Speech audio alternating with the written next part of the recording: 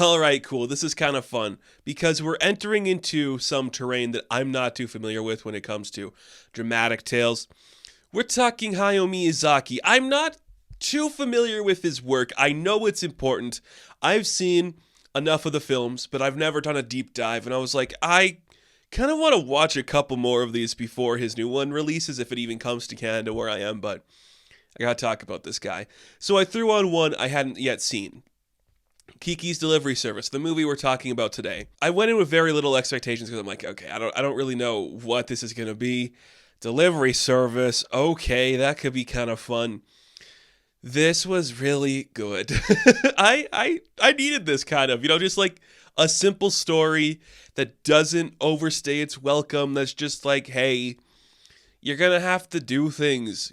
Growing up sucks. Nobody wants to grow up, but when you do, nothing's gonna work out the way you want it to right away. You have to fight for what you want.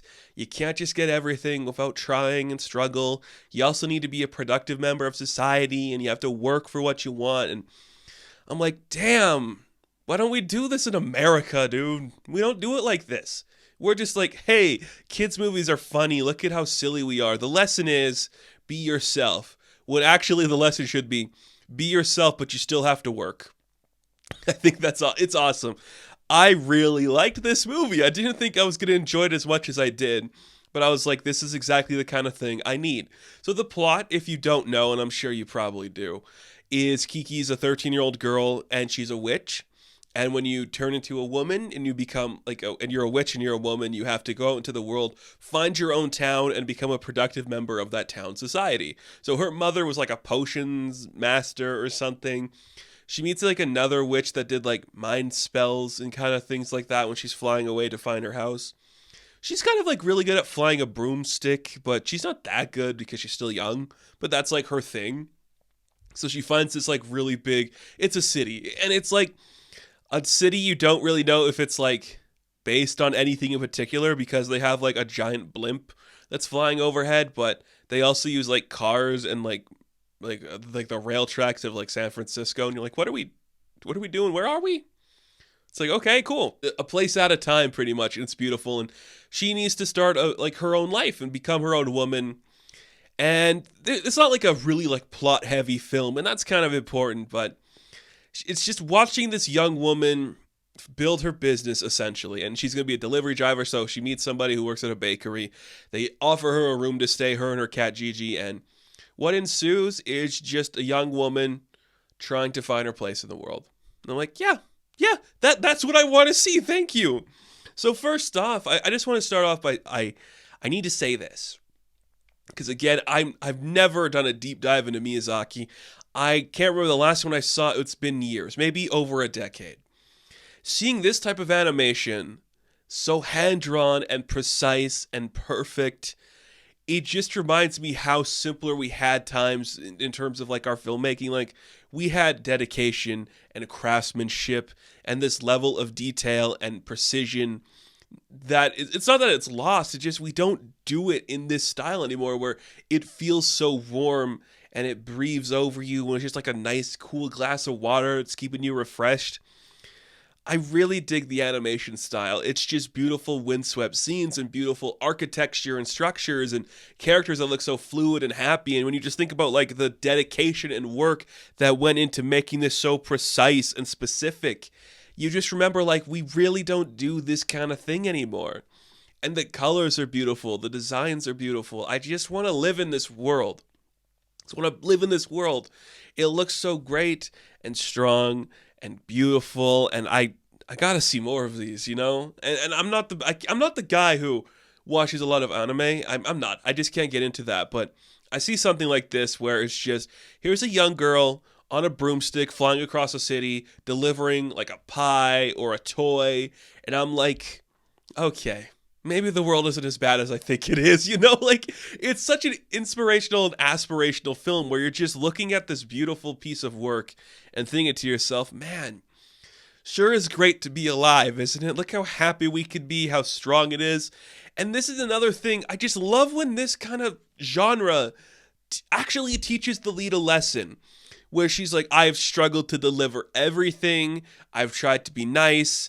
It's broken her. She can no longer talk to her cat or fly on a broomstick because she's so distracted. And when, I know we're jumping around a little bit, but when we get to the end of the movie, and she slowly starts to figure it out, like it doesn't end with like, finally, everything's figured out for her. It's just like, no.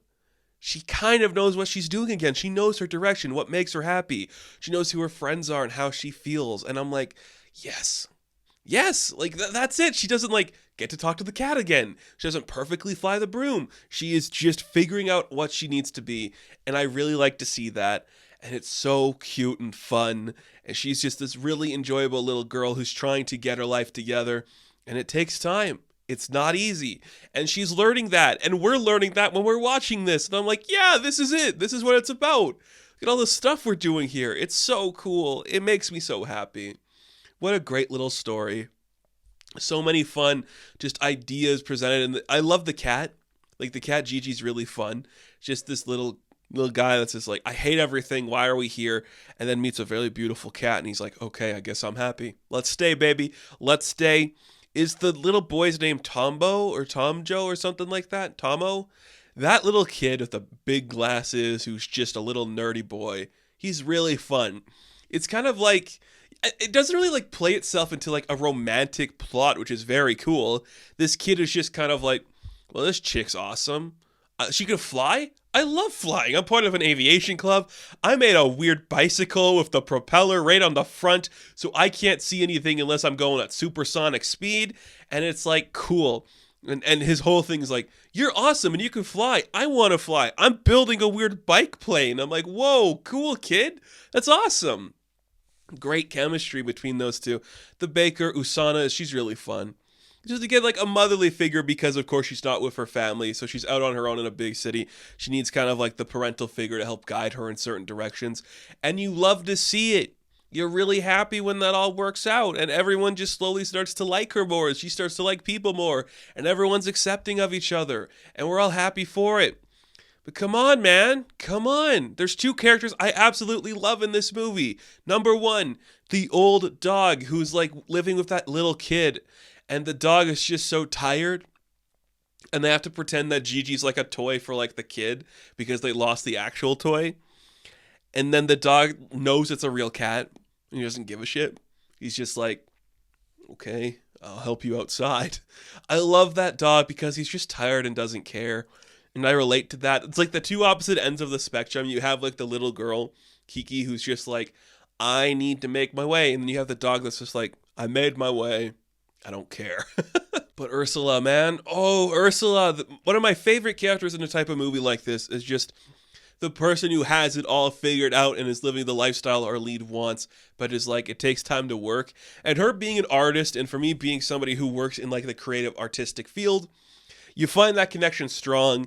And there's a beautiful line she's given. And again, you don't find this that much in like American stories. And I don't know why that is, but she's just like, I love doing my art, and I just kind of realized I was imitating other people in the art, and it wasn't really me. And then I found my own voice, and it wasn't easier, but at least the reward is stronger. And I'm like, fuck, yes, that is such a good thing. It's like even the thing she loves is work, and it makes her happy.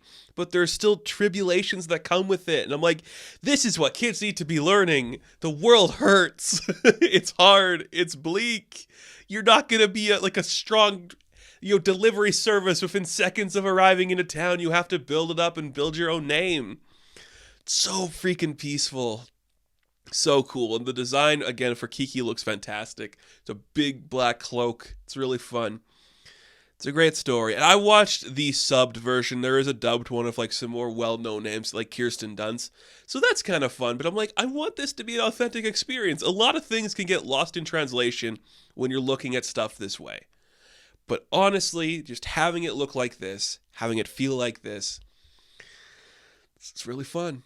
We don't make them like this anymore. I had an absolute blast with every single frame of this movie. It was so delightful, so charming, made me smile, and just like ends with like not even like a big chase, but like Tombo's hanging off the side of like a blimp and he might fall to his death, and Kiki has to like muster her courage to save him. And I'm like, that's pretty high stakes, but not really if you think about it. And I admire that. So much good stuff in this movie. And again, kids, life is hard, even when you're out on your own. So enjoy the moments while you have them. Because before you know it, you're going to be working with your family in a bakery, delivering pies to granddaughters that don't want them. Great movie. Great movie. Kiki's Delivery Service. Will I come back to talk about another Miyazaki before the release of How Do You Live? Maybe. Maybe. Until then, thank you guys for watching this episode of Dramatic Tales. Be sure to like and subscribe to the channel. As always, you can check me out on Instagram, TikTok, and Hive. And I will catch you in the next one. Have fun. Stay safe. Good luck.